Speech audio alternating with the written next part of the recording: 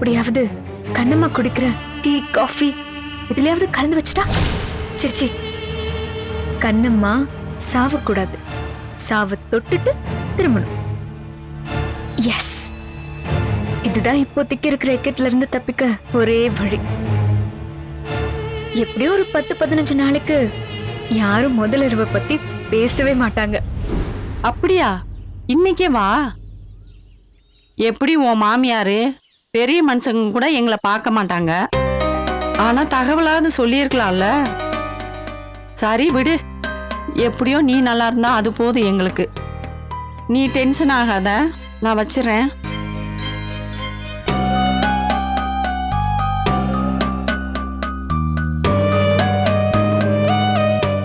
இன்னைக்கு முதல் இரவு ஃபிக்ஸ் பண்ணியிருக்காங்களாம். அதுக்கான ஏற்பாடுலாம் செஞ்சிருக்காங்களாம். ஒரு வார்த்தை கூட அந்த திமிரு பிடிச்ச பொம்பளை சொல்லல. ஒரு நல்லது கெட்டத கலந்து செய்யணும்னு அந்த அம்மாவுக்கு ஒரு எண்ணம் இருக்கா? அந்த அம்மா 10 காசுக்கு மதிக்கிறது இல்ல, கங்கணம் கட்டிக்கிட்டு நம்மளை அவமானப்படுத்துறதுலே குறியா இருக்கா. இங்க பாரு, ஒருத்தவங்க மரியாதை கொடுக்கறதும் கொடுக்காததும் நாம நடந்துக்கிற முறையில தான் இருக்கு. சமயம் கிடைக்கிறப்ப சவுண்ட் விட்டுட்டு மத்த நேரத்துல பம்முனா அந்த அம்மாவுக்கு நாம யாருன்னு தெரியும்ல. அதானே, என்ன சொன்னாலும் என்னைய குறை சொல்லாம நீ அடங்க மாட்டியே. உன்கிட்ட போய் சொன்னேன் பாரு என் புத்திய. அதான் அந்த அம்மா தெளிவா சொல்லித்தானே வீட்டை விட்டு அனுப்பி வச்சாங்க. இனிமே அஞ்சலியை பத்தி நீங்க கவலைப்படாதீங்க, அவ எங்க வீட்டு பொண்ணு மாதிரின்னு சொன்னாங்களா இல்லையா? கரெக்ட் மாமா. இல்ல கரெக்ட் என்ன, இவங்க ஒரு மன பதட்டத்திலேயே எல்லாத்தையுமே காம்ப்ளிகேட் பண்ணிக்கிறாங்க. கட்டி கொடுத்த பொண்ணு ஒரு தொட்டி மீன் மாதிரி, எந்த தொட்டில விடுறோமோ அதுக்கு தக்கன வளையம் போட்டுருவாங்க. அத பத்தி எல்லாம் நாம ஒண்ணும் கவலைப்பட தேவையில்லை. மூத்தது ஒண்ணு அங்க போச்சு அந்த வீட்டுக்கு, அது மட்டும் தொட்டிக்கு தக்கனாப்புல சுத்துதாக்கும். இங்க இருந்து எப்படி போச்சோ அங்கேயே அப்படியே தான் இருக்கு. ஏன் சொல்லு? புத்திக்கு தக்கனாப்புல. இந்த மனுஷனுக்கு நீ சப்போர்ட் பண்ற. அங்க கண்ணம்மா அவ புத்திக்கு தகுந்தபடி வேலைக்காரியா இருக்கா. இங்க இவரு அவர் புத்திக்கு தகுந்தபடி இல்லாத மனுஷனா இருக்காரு. கெட்டவனுக்கு அரைச்சு கொட்டுறாரே, அந்த கெட்டவ பாக்கியலட்சுமி தான் காரு பங்களா பேங்க் பேலன்ஸ்னு செல்வ சீமாட்டியா இருக்கா. ஒரு பைசாவா இருந்தாலும் என்கிட்ட இருக்கிறது உழைச்ச காசு, ஆனா உன்கிட்ட இருக்கிறது லட்சக்கணக்கில் இருந்தாலும் அது ஊராங்காசு, நிலைக்காத பணம். எந்த காரு பங்களான்னு இருந்ததோ அதைத்தான் புடுங்கிருவாங்களோன்னு பயந்துகிட்டு இருந்த. அது நிலைச்சதுக்கு காரணமே என் பொண்ணுதான். அவ பேசி இந்த கல்யாணத்தை நடத்தி வைக்கலைனா இந்த காரும் இல்ல, இந்த பங்களாவும் இல்ல. அத முதல்ல புரிஞ்சுக்கோ. மாமா, பழச கிளறி கிளறி அக்கவுண்ட் சீக்வன்ஸ் கிரியேட் பண்ணிராத மாமா. அகோ கொலை பசிக்குது. இது எல்லாமே மறந்துட்டு 2 தோசை சுடேன்.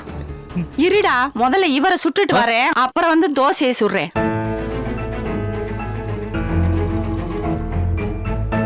என்ன பெருசா என் பொண்ணு கல்யாணத்தை பண்ணி வச்சுட்டான்னு பவமானமா சொல்லிக்கிட்டு திர்ற? அவளை மண்டபத்துக்குள்ள விடவே அந்த அம்மா விரும்பல. அவளதான் உன் பொண்ணுக்கு அங்க இருக்க மரியாதை. இப்ப சொல்றேன், நல்லா கேட்டுக்க. என் பொண்ணு அங்க காலடி எடுத்து வச்சுட்டால, இனி உன் பொண்ணு அங்க செல்லா காசுதான். அஞ்சலி தான் அவ மாமியாருக்கு ஏத்த மருமக. அந்த மாமியார் விருப்பப்படி ஒரு பிள்ளையை பெத்து கொடுத்துட்டான்னு வச்சுக்க, அவளதான். அவளை ஆட்டவும் முடியாது, அசைக்கவும் முடியாது. அதுக்கப்புறம் என் பொண்ண அந்த சௌந்தர்யம்மா தலையில தூக்கி வச்சுட்டு ஆடுவாங்க. அவ கைதான் ஓங்கி இருக்கும். இங்க பாரியா, உன் பொண்ணு நன்மைக்காக ஒண்ணு சொல்றேன், நல்லா கேட்டுக்க. எனக்கு தெரிஞ்சு உன் பொண்ணு பிள்ளை பெக்காம இருக்கதே நல்லது. அந்த அம்மாக்கு அப்படி இருந்தாலே ஆகாது. அதுவும் அப்படி ஒரு பிள்ளை பிறந்தா இன்னும் கொஞ்சம் வெறுப்புத்தே ஆகும். எல்லா செல்வங்களுக்கும் தலை செல்வமா இருக்க குழந்தை செல்வம், அது மட்டும் என் மூலமா கிடைக்காது. ஆனால் என்னால் எந்த பொண்ணுக்கும் குழந்தை பாக்கியம் கொடுக்க முடியாது. கிடைச்ச வாழ்க்கையை கொண்டாடி அந்த வீட்ல போட்டதை தின்னுட்டு பொழைச்சு கிடக்க சொல்லு. அதுதான் நல்லது. நீ வாடா, தோசை சுட்டு தரேன். இதோ வந்துடுறேன்க்கா. என்ன மாமா அக்கா இந்த பேச்சு பேசுறா, அவளை எதுவுமே கேட்காம. மாமா மாமா மாமா மாமா ஓ. அட இந்த யாக்கர் பால்ல ஒரு சிக்ஸர் அடிப்பாருன்னு பார்த்தா பேட்டை தூக்கி கக்கத்துல வச்சுட்டு கிரவுண்ட விட்டே வெளியே போயிட்டாரு. எது எப்படியோ நமக்கு தோசை கிடைச்சா சரி.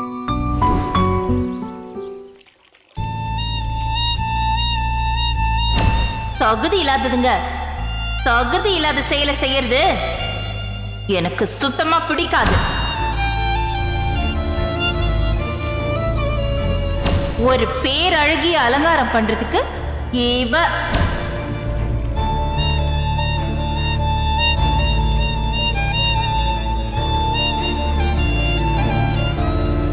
விடுங்கம்மா, நான் பாத்துக்கிறேன். எல்லா வேலையும் இழுத்து போட்டு செய்யணும்னு உங்களுக்கு என்னமா அவசியம்? கொடுங்கக்கா, கொடுங்கம்மா. பரவாயில்ல. உங்களுக்கு மட்டும் என்ன 10 கையா இருக்கு. நானே இந்த வேலையெல்லாம் முடிச்சிடுறேன். தாங்க. விடுங்க. அறிவு பாதிலேயே மாவை அப்படியே விட்டுட்டு போயிட்டா அதை மட்டும் பிசைஞ்சு வைங்க. மாமாக்கு 8 மணிக்குள்ள சப்பாத்தி செஞ்சு வைக்கணும். அதெல்லாம் பண்ணிக்கலாமா? பெரியய்யா அவ்வளவு சீக்கிரம் சாப்பிட மாட்டாரு. சீக்கிரமா சாப்பாடு கொடுத்துட்டா அவர் தண்ணி சாப்பிட மாட்டாரு. இங்க ஒவ்வொருத்தரும் ஒவ்வொரு மாதிரி சாப்பிடுவாங்க. அதுக்கு தகுந்த மாதிரி தான் நாமளும் ரெடி பண்ணணும். சரி, நீங்க சீக்கிரம் மாவு ரெடி பண்ணுங்க. இப்படி யாரு யாரு எப்பப்போ எப்படி எப்படி சாப்பிடுவாங்கன்னு பட்னி கடந்து வேலை பாக்குறியம்மா. நீ ஏதாவது கொஞ்சம் சாப்பிடக்கூடாதா? நீங்க சொன்னா கேட்க மாட்டீங்க. இருங்க, நானே ஜூஸ் போட்டு எடுத்துட்டு வரேன். அக்கா, இருங்கம்மா.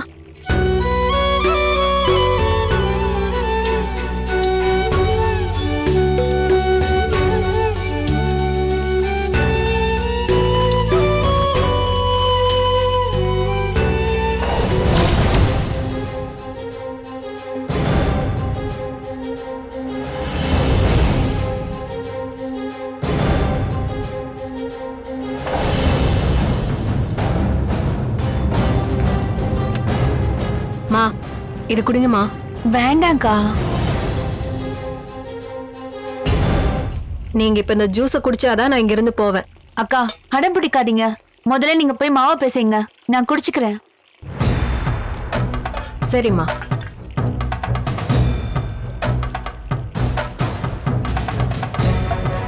அக்கா, ஆ, கண்ணாடி கிளாஸ் இங்கேயே வச்சுட்டு போறீங்க. கீழே விழுந்து உடைஞ்சிடாது. நீங்க அங்க வைங்க, நான் குடிச்சுக்கிறேன். குடிச்சிடணுமா? ம்.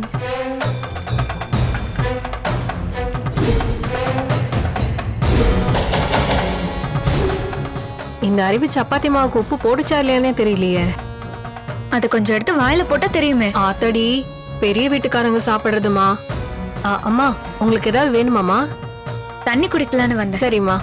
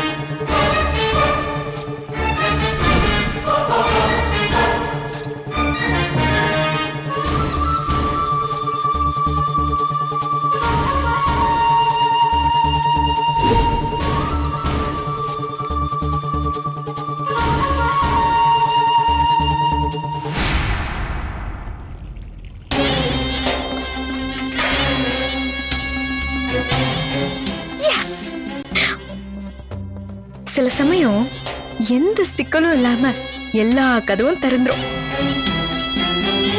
அப்படிதான் எனக்கான கதவும் அலிபாபா குகை மாதிரி ஒரு சின்ன மந்திரத்துக்கே திறக்குது.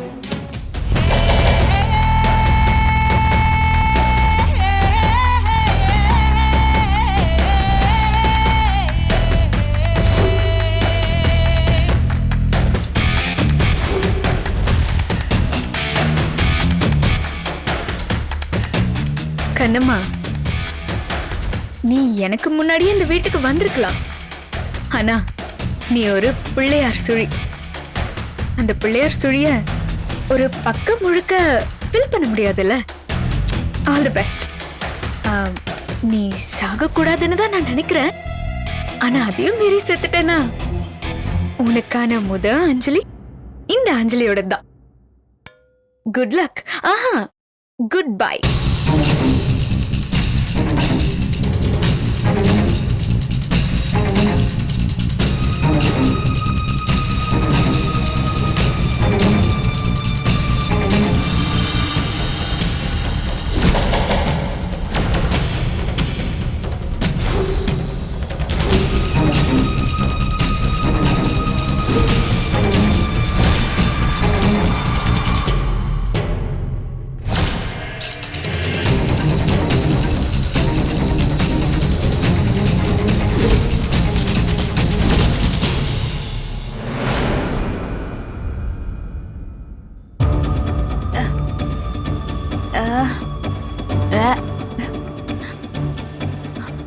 சக்கரையே இல்ல மல்லிகாக்கா.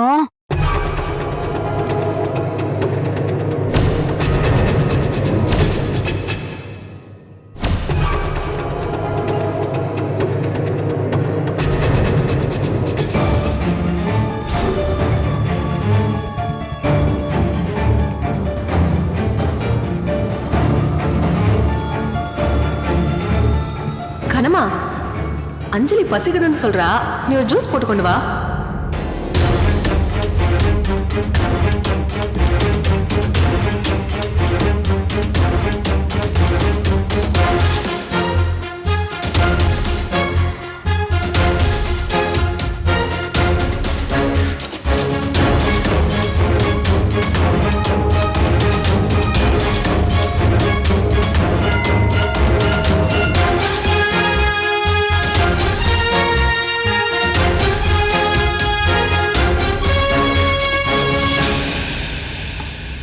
இன்னும் மாமா குடிச்சு முடிக்கல?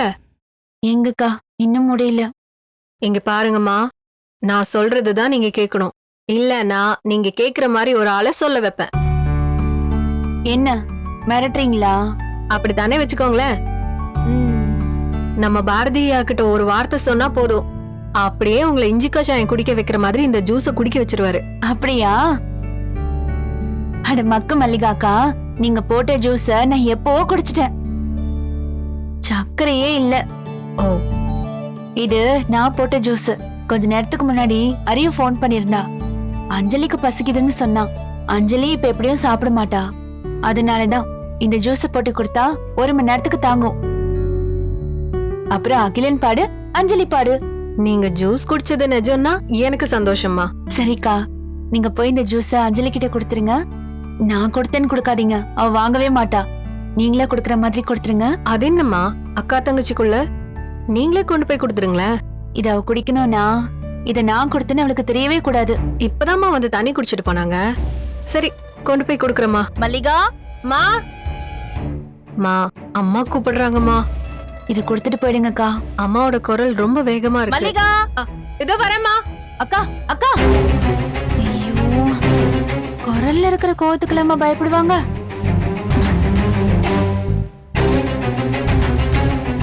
இதை யார் எடுத்துட்டு போய் கொடுக்க சொல்றது?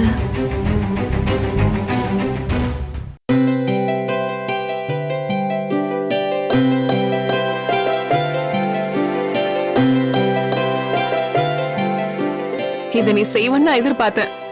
ஆனா அஞ்சலி அப்படி இல்லையே கண்ணம்மா. உன் கையால எதுவுமே சாப்பிடக்கூடாதுன்னு முடிவு எடுத்திருக்கான்னு தோணுது. அவ சின்ன வயசுல இருந்தே அப்படிதான் அறிவு. அவ முரண்டு பண்ணிட்டே இருப்பா, நான் அடங்கி போயிட்டே இருப்பேன். ஆனா அவளுக்கு ஏதாவது ஒண்ணுன்னா என்னால தாங்கிக்கவே முடியாது. கெஞ்சி கூத்தாடி அவன் என்கிட்ட இருக்கிற எல்லாத்தையும் கேப்பா. சரின்னு நானும் கொடுத்துருவேன். என் கையில இருக்கிற சாக்லேட்டை கேப்பா. நானும் அழுதுகிட்டே அவளுக்கு ஓட்டியும் விட்டுருவேன். இத பெருமையா வேற சொல்றியா? இறக்கப்படலாம், இறங்கி கூட போலாம், ஆனா ஏமாளி ஆயிடக்கூடாது. இந்த வீட்டுல மருமக அதிகாரம்னு ஒண்ணு உருவாச்சுன்னு வச்சுக்கோயேன், அது உன்கிட்ட இருந்துதான் உருவாகணும். இங்க சௌந்தர்யா சித்திக்கு அப்புறம் கண்ணம்மா ராஜன் தான் நடக்கணும். நீ சொன்னது எனக்கு எதுவுமே புரியல. அஞ்சலிக்கு பசிக்குதுன்னு ஃபோன் பண்ணல. இந்தா இந்த ஜூஸ் எடுத்துட்டு போய் நீயா குடுக்கற மாதிரி கொடுத்துரு. எது கொடுக்கணும்? அதெல்லாம் ஒண்ணு வேணாம். சில இடங்கள்ல சுயநலம் தான் அழகு. ஐயோ சரி அறிவு, சுயநலத்துல நாளைக்கு பாத்துக்கலாம். இப்ப இந்த ஜூஸ் எடுத்துட்டு போய் கொடுத்துரு. அவ பசி தாங்க மாட்டா. இல்ல கண்ணம்மா, பசி கத்து கொடுக்கற பாடத்தை வேற எதுவுமே கத்து தராது. அறிவு, உனக்கு ஒரு விஷயம் புரியல. பசியில எந்த பாடமும் மூளையில ஏறவே ஏறாது. இது அஞ்சலி கிட்ட கொடு.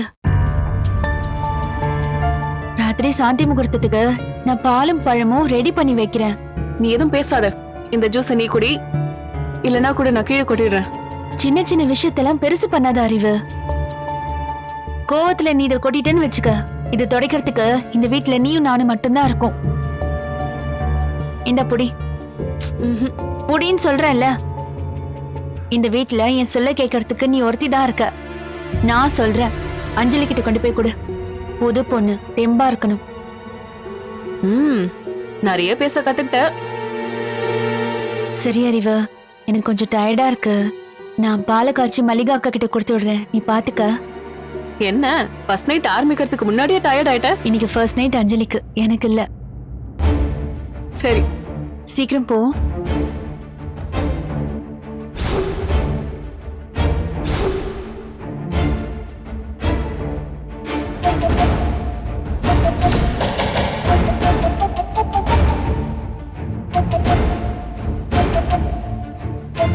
கண்ணம்மா இந்நேரம் இந்த ஜூஸை குடிச்சிருப்பாளா?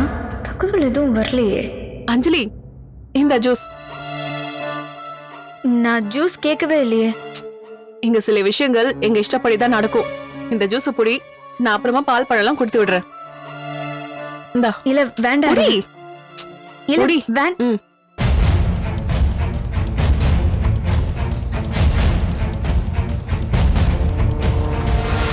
என்ன நாம கொடுத்த ஜூஸ் நமக்கே வந்துருச்சா? என்ன முறைச்சு பாத்துட்டு இருக்க? இல்ல திடீர்னு ஜூஸ் எல்லாம் தரியே, அதான். அப்பவே பசிக்குதுன்னு சொன்ன, கண்ணம்மாவை கொண்டு வர சொன்னா நீ வேணான்னு சொல்லிட்ட. அதான் மனசு கேட்காம நானே ஜூஸ் போட்டு கொண்டு வந்தேன். நீ போட்டதா?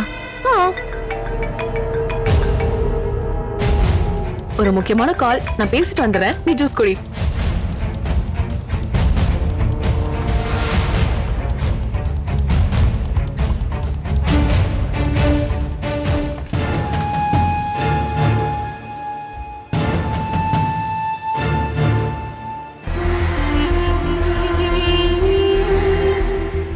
எனக்கு ஒருத்தி ஜூஸ் கொடுத்திருக்கா. நான் கொடுத்த ஜூஸ கண்ணம்மா குடிச்சிட்டாளா? ஒருவேளை குடிக்கலன்னா இன்னைக்கு ஃபர்ஸ்ட் நைட் நடந்துருமே. அகில நான் எந்த விதத்திலையும் தடுத்து நிறுத்தவே முடியாது. விருப்பம் இல்லாத தாம்பத்தியத்துக்குள்ள போறது தற்கொலைக்கு சமம். கண்ணம்மா சாக போறாளா இல்ல நான் தற்கொலை பண்ணிக்க போறேனா?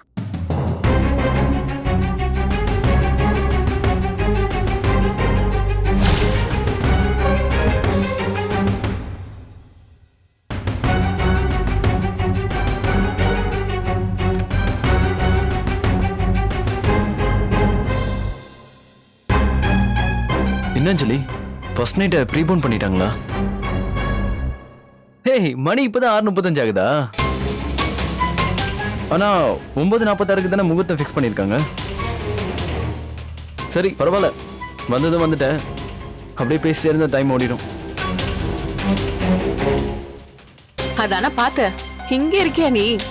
பால் சொம்பு எடுத்துட்டு வெக்கத்தோட வர வேண்டியவ ஜூஸ் எடுத்துட்டு விறுவிறுன்னு வந்துட்ட. இதெல்லாம் நல்லாவா இருக்கு? எதுவுமே முறையா நடக்கணும். முகூர்த்தத்துக்கு இன்னும் நிறைய நேரம் இருக்குல்ல. ஏ அறிவு, சும்மா பேசிட்டு இருந்தோம். யூ நோ ஒன் திங், நாங்க காதலிக்கிற காலத்தையே கண்ணியமா காத்துட்டு இருந்தோம். அதே மாதிரி இப்பயும் காத்துட்டு இருங்க. நீ வா அஞ்சலி. ஏய் அறிவு, பேசிட்டு தானே இருக்கோம், ஏன் இப்படி பண்ற? ஏய் நீ சும்மா இருடா. நீ வா அஞ்சலி போலாம். ஏய் அஞ்சலி போவத நில்லு. அறிவு சொன்னா கேளு. கொஞ்ச நேரம் கூட நிம்மதியா விட மாட்டேன்றாங்களே. வா. இங்க பாரு, நீ இங்கேயே இருக்கணும். குடுகுடு எங்கேயும் ஓடி போயிடக்கூடாது. உனக்கு இன்னும் நிறைய நல்லது கெட்டது சொல்லி தர வேண்டியது இருக்கு. இங்கே இரு, சரியா? நான் வரேன். அறிவு, கண்ணம்மா இங்க. அவ கொஞ்சம் டயர்டா இருக்குன்னு சொன்னா படுத்துருப்பான்னு நினைக்கிறேன். நான் போய் எழுப்பி கூட்டிட்டு வந்துடுறேன். டயர்டா இருக்காளா இல்ல மயக்கமா இருக்காளா? டயர்ட் தான். வேலை செஞ்சுட்டே இருக்கால, அதான் கொஞ்சம் களைப்பா இருக்கும் போல. இரு, நான் போய் கூட்டிட்டு வந்துடுறேன். அது வேலைனால இல்ல, மருந்து வேலை செய்யுது. 9 மணிக்குள்ள அடங்கிருச்சுன்னா நமக்கு விடிஞ்சிரும்.